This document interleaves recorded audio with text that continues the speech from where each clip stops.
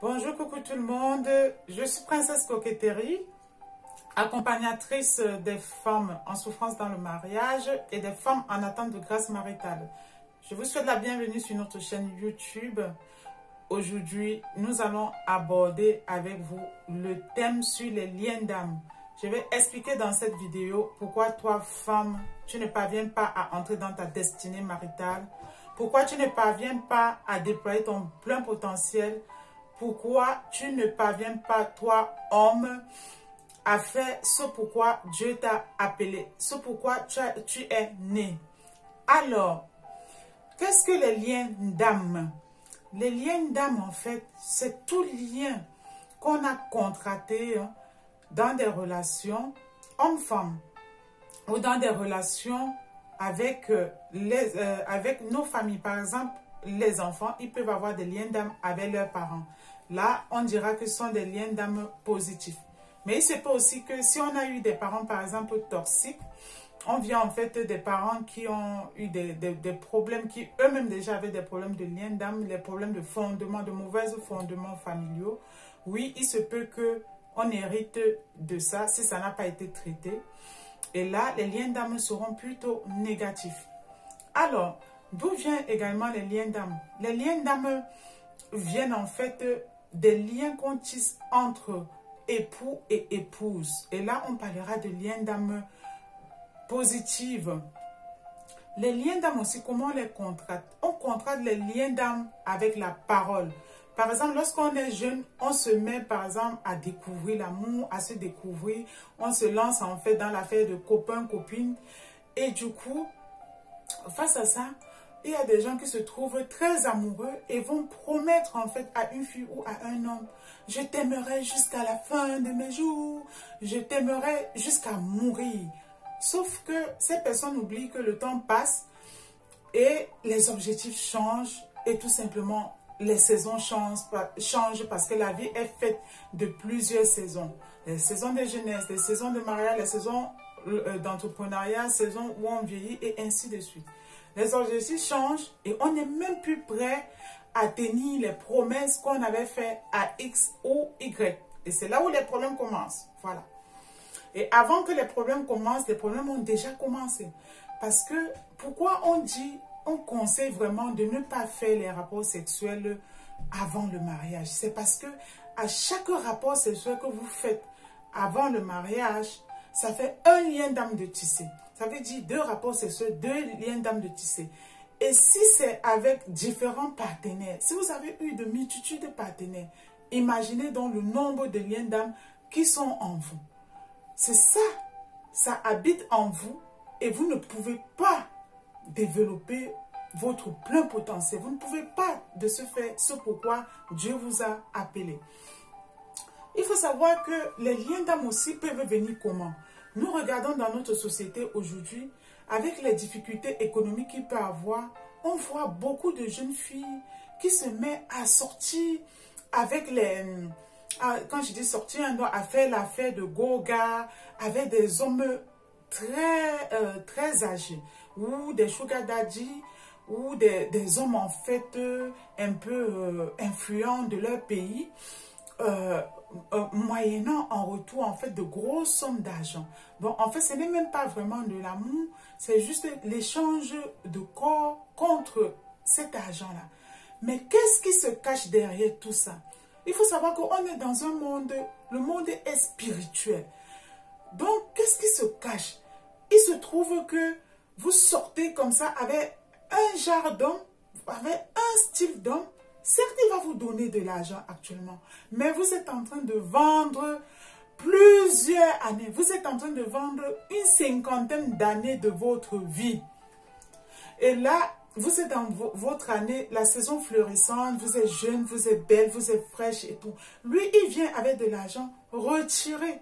Il vient retirer tout votre destinée, retirer tout ce pourquoi vous avez été appelé. Il vient enlever toute la grâce que Dieu a mis en vous lors de votre naissance.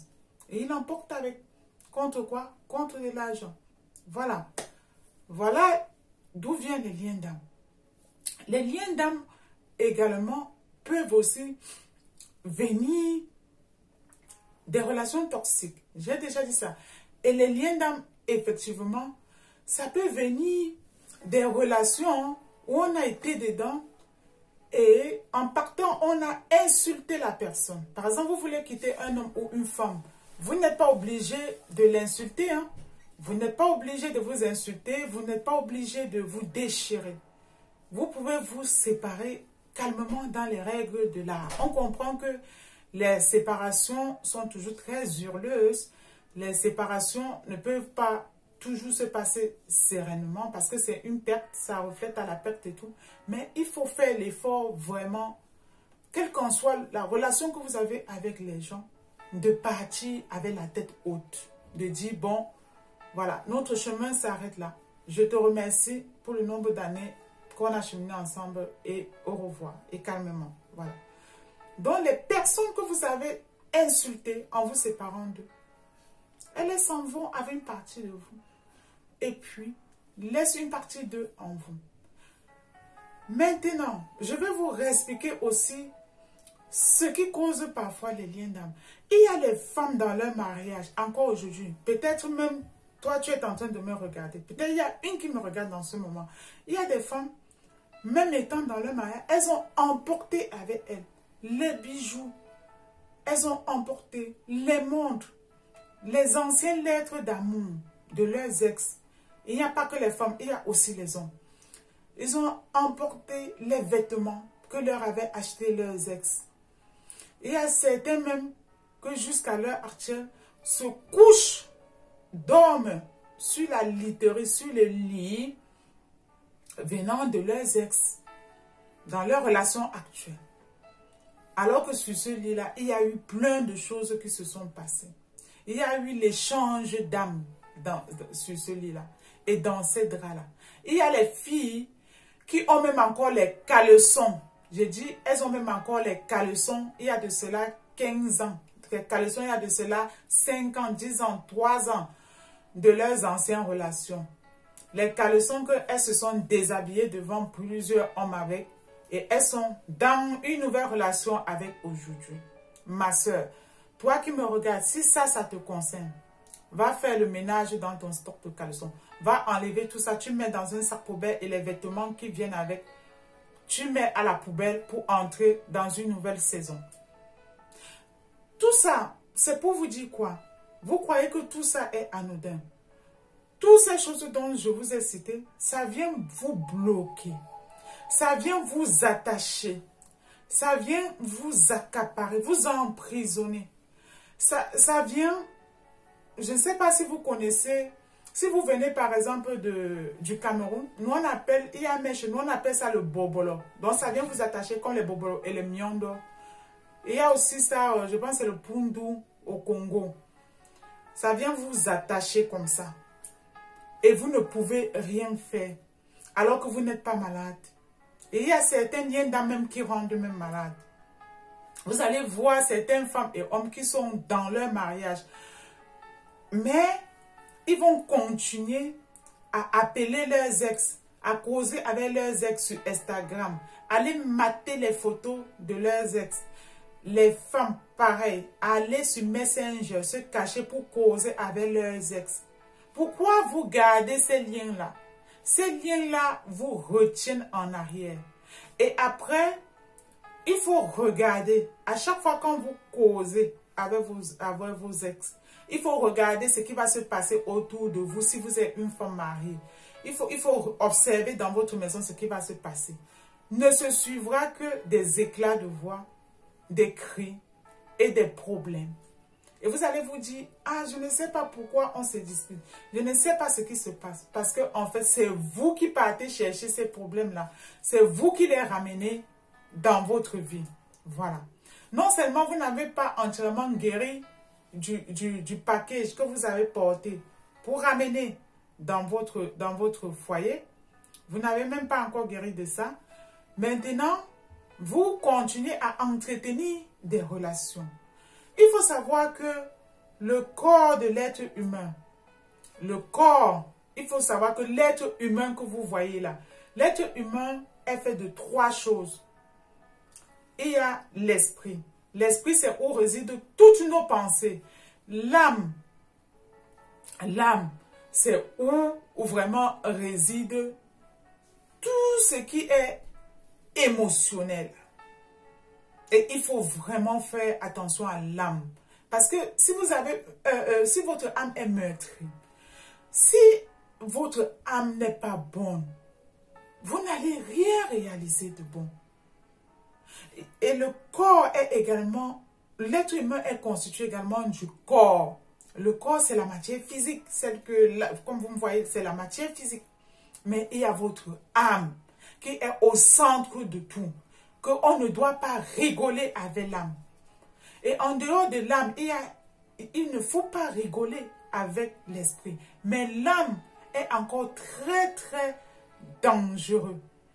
L'âme est dangereuse si vous ne faites pas attention à votre âme. Je pense que jusque-là, on est clair. Maintenant, se pose la question, lorsque vous constatez que vous avez ces liens d'âme-là, les liens d'âme que vous les avez octroyés parce que vous avez enchaîné différents rapports sexuels, relations sexuelles, hors mariage avec de différentes personnes. Vous avez porté les esprits qui paralysent votre vie.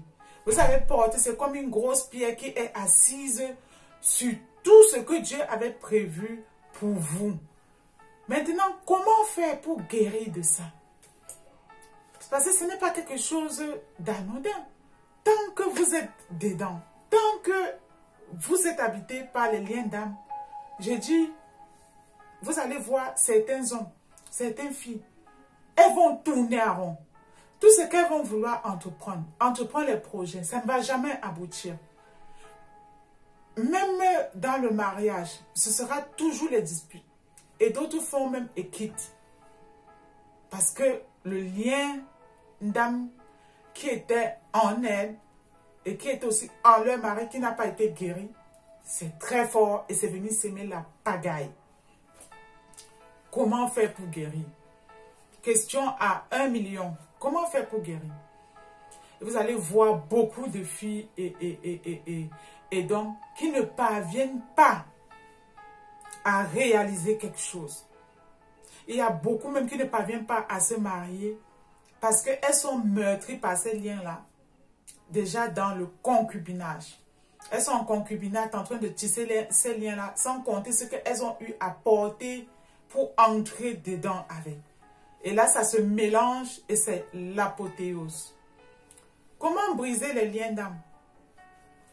Comment briser les liens d'âme? Mets un commentaire, partage la vidéo, abonne-toi et ensuite je te donne la réponse.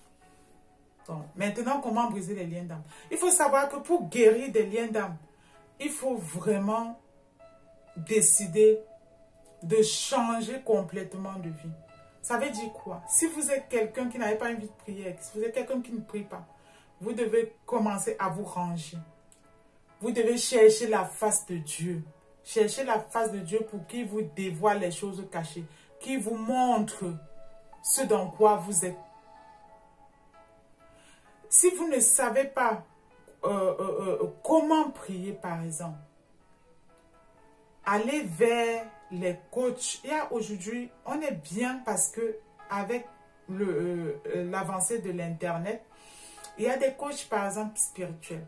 Il y a des pasteurs, il y a des prêtres, selon votre religion. Allez vers ces hommes-là. Ils vont vous aider. Ils vont vous délivrer de tous ces liens-là. Mais la délivrance, ça ne se fait pas comme ça. Vous devez commencer déjà par avoir une vie de prière de manière constante. Pas juste faire pour briser vos liens d'âme et partir. Non, ça ne se passe pas comme ça. Ça ne se passe pas comme ça. Vous pouvez même demander à faire une alliance avec Dieu. Que vous guérissez de vos liens d'âme pour vivre ce pourquoi il vous a appelé. À ce moment-là, vous allez toujours vous concentrer. Vous allez toujours être à sa suite, à la suite du Christ.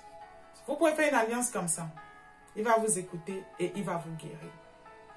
Mais ça ne se passe pas comme ça. C'est pas juste ça. La prière de manière constante et profonde. Une fois que ça c'est fait, vous devez également, dans cette prière, rechercher la présence de l'Esprit Saint. Vous devez demander à Dieu de vous aider à avoir dans votre vie la présence de l'Esprit Saint. Une fois que vous avez ça, demandez à être délivré par les prières. Ensuite, qu'est-ce que vous devez également faire? Vous devez apprendre à proclamer sur votre vie. Vous devez apprendre, c'est-à-dire à dire. Vous devez prononcer. Ça doit en fait venir de vous et résonner à l'intérieur de vous-même. Vous devez demander et dire de manière verbale, prononcer et affirmer et déclarer tout ce que vous voulez voir manifester dans votre vie. Pour en guérir, il faut être en capacité de le faire. C'est une façon de se détacher. Vous devez réclamer votre transformation. Vous devez réclamer une vie nouvelle. Vous devez demander dans les prières le renouvellement de l'intelligence, la restauration. Demandez ça. Vous devez le dire. Si vous souhaitez, par exemple, devenir un futur entrepreneur, un futur homme d'affaires, une future femme d'affaires, vous devez être en capacité de vous lever et méditer et le prononcer. Vous avez peut-être toujours rêvé d'être un grand couturier. Vous avez toujours rêvé d'être peut-être un influenceur. C'est le moment ou jamais. Cherchez la face de Dieu. J'ai envie de vous dire quelque chose. Dieu vous aime. Dieu est tellement merveilleux. Vous allez me demander, mais pourquoi celle-là n'est pas le tour de Dieu dans sa vie? Vous ne me connaissez pas. On se voit là comme ça sur Internet. Vous ne savez pas qui je suis. Et le débat ne se fait pas. Vous ne savez pas ce que Dieu a fait pour moi pour que je puisse prononcer son nom. Je vais faire une petite parenthèse. Moi, en fait, à mon enfance, à l'absence de mes parents, j'ai eu la chance. Dieu m'a donné des seconds parents.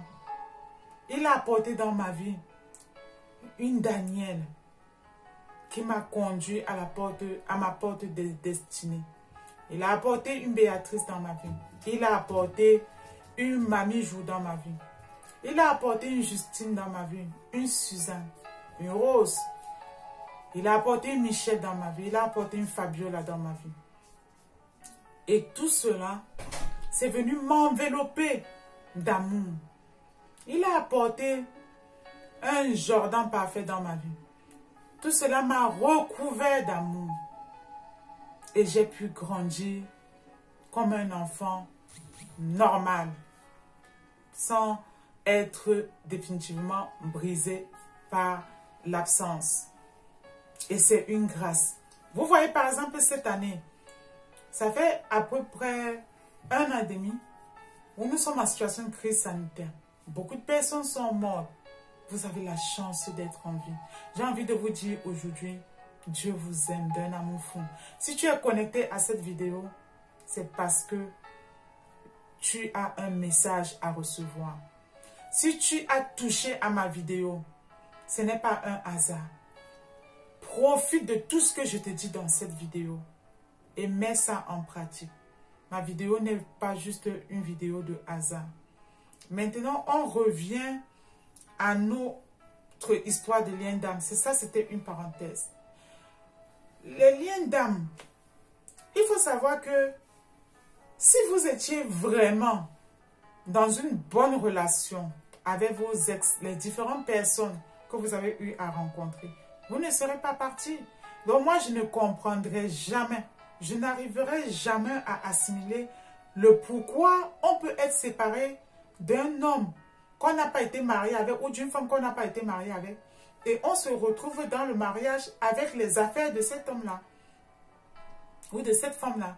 Vous devez aller porter tout ça, les chaînes, Les culottes que vous vous êtes déshabillés devant plusieurs hommes avec. Les bermudas que vous vous êtes déshabillés devant plusieurs femmes avec. Vous devez porter tout ça. Mettre dans un sac poubelle, brûler et jeter. Vous séparez définitivement. Vous devez vraiment couper. Vous devez trancher. Vous devez couper. Tourner définitivement votre vie. Vous devez, c'est comme ça. Si vous n'êtes pas en capacité de le faire, vous serez toujours bloqué comme dans un cadenas. Il faut savoir que les liens d'âme viennent en fait vous mélanger l'esprit. Les liens d'âme viennent vous rendre très confus. Indecisif,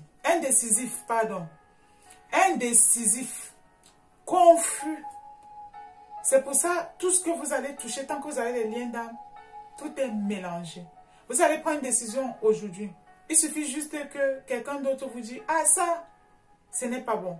Tout de suite, vous vous rangez, sans aller même vous asseoir et poser la question, mais pourquoi? Pourquoi je dois changer? Pourquoi il me dit ça? Et est-ce que c'est vraiment, ça colle par rapport à mes réalités ou pas? Non, tac. Les liens d'âme font que vous êtes en permanence influencé par le monde extérieur, par les gens qui sont autour de vous. Il faut bien tenir compte de la vie des autres, mais avant de tenir compte de la vie des autres pour valider ces décisions, il faut déjà s'asseoir et réfléchir sur vos décisions personnelles, faire la comparaison entre le pour et le contre et voir ce qui tend vers la réalité. Pour guérir des liens d'âme, vous devez apprendre à vous aimer. Il y a eu des relations que vous avez eues et dans ces relations-là, ces hommes ou ces femmes ont eu à vous rabaisser, ont eu à vous dire que vous n'étiez rien et que vous n'êtes rien, que vous ne serez jamais rien. Et vous quittez de ces relations-là avec une forte blessure et ces blessures-là aujourd'hui vous paralysent. Quand vous voulez faire quelque chose, vous vous souvenez juste de ces mauvaises paroles-là. Quand vous voulez faire quelque chose de bien pour votre vie, vous n'arrivez pas. Vous avez dit hier, par exemple, que vous devez tourner une vidéo aujourd'hui. Mais impossible parce que vous êtes en train de dire, ah, je ne suis pas, on va me voir, je suis moche. Et le moche que vous êtes en train de dire là, ce n'est pas ce qui vient de vous. C'est ce que votre ancien gars ou ancienne relation ou les personnes toxiques que vous avez rencontrées dans votre vie vous ont dit. Et vous les avez cru. Et c'est en vous. Et les liens sont là. Vous devez normalement vous lancer cette année dans l'entrepreneuriat. On est au deuxième trimestre de l'année 2021. Vous en êtes où avec vos projets? Vous avez écrit les projets. Vous avez commencé plusieurs formations, mais que vous avez déserté, vous avez laissé en cours de chemin. Sans finir, sans avoir votre certification.